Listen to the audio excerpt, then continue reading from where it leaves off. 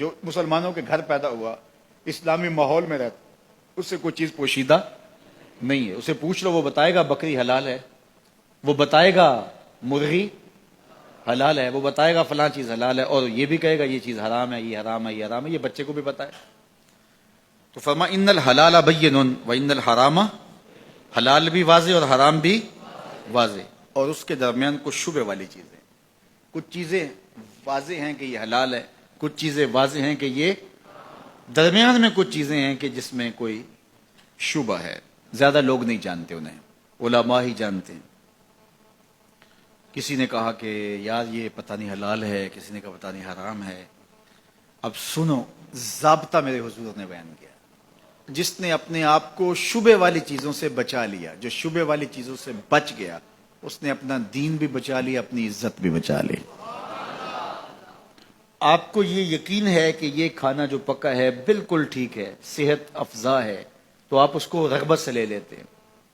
اور ایک کھانے کا پتہ ہے کہ یہ انتہائی خراب ہے اور مضر صحت ہے، تو آپ اس کو بالکل ہاتھ نہیں لگاتے. اور ایک کے بارے میں آپ کو شک ہے، پتہ نہیں صحیح ہے کہ پتہ نہیں خراب ہے، تو کبھی بھی اپنی صحت کا خیال رکھنے والا اس مشکوک کھانے کو نہیں کھائے گا.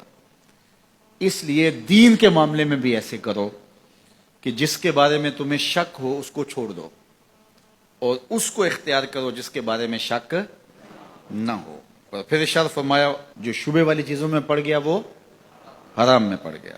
جس طرح کوئی شخص کسی چراگاہ کے گرد اپنے جانور چراتا ہے، سرسبز چراگاہ ہے، اور اس کے آس پاس اپنے جانور رکھتا ہے، تو کبھی تو کوئی بکری، کبھی تو کوئی بھیڑ، کبھی تو کوئی جانور اچانک جا کے دوسرے کی چراگاہ کے اندر منہ مار لے گی.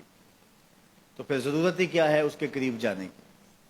تو کہا جو حرام کے قریب جائے گا ایک دن حرام میں مبتلا ہو جائے گا. ہر بادشاہ کی کوئی چراگاہ ہوتی ہے، اس نے ایک مخصوص چراگاہ رکھی ہوتی ہے، اس میں اس کے جانور چرتے ہیں، اور کسی کا جانور اس میں وہ آنے نہیں دیتا. بادشاہ کی غیرت ہوتی ہے، اس نے باڑ لگائی ہوتی ہے.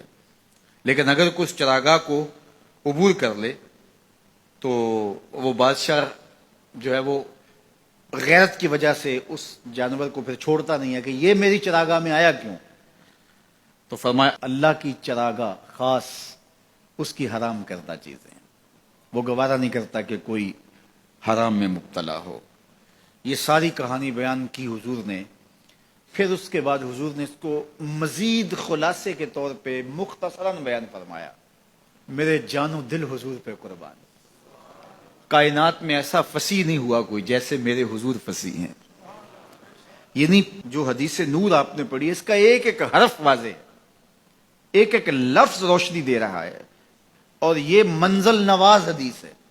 یہ ہماری زندگی کے اندر ہمیں خیر اور شر کی پہچان کروانے والی ہے. لیکن اس کے بعد پھر میرے حضور نے اس کو دوسرے پیرائے میں بیان کیا، اور کتنا خوبصورت انداز ہے.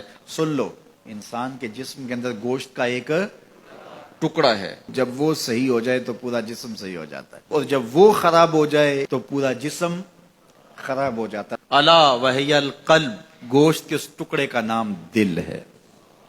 دل اگر ٹھیک ہو گیا تو پورا جسم، اور دل خراب ہو گیا تو پورا جسم خراب ہو گیا. اس لیے وہ رومی نے کہا تھا دل بدست آور کہ حج اکبر است.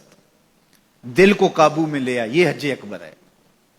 وہاں تو پھیرے کاٹے لیکن تیرا دل کہیں اور تھا، تو کہا نہیں، دل بدست آور کہ حج اکبر است، از ہزاراں کعبہ یک دل بہتر است.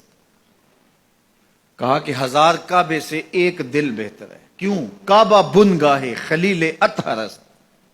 کعبہ حضرت ابراہیم کی گزرگاہ ہے، دل گزرگاہ جلیل اکبر است، اور دل رب جلیل کی گزرگاہ ہے. اور اقبال بولا خود ہی کا نشیمن تیرے دل میں ہے، خود ہی کا نشیمن تیرے دل میں ہے. اتنی بڑی کائنات چھوٹے سے دل میں کیسے آ گئی؟ اقبال نے کہا میں بات دلیل سے کر رہا ہوں. خود ہی کا نشیمن تیرے دل میں ہے، فلک جس طرح آنکھ کے تل میں ہے.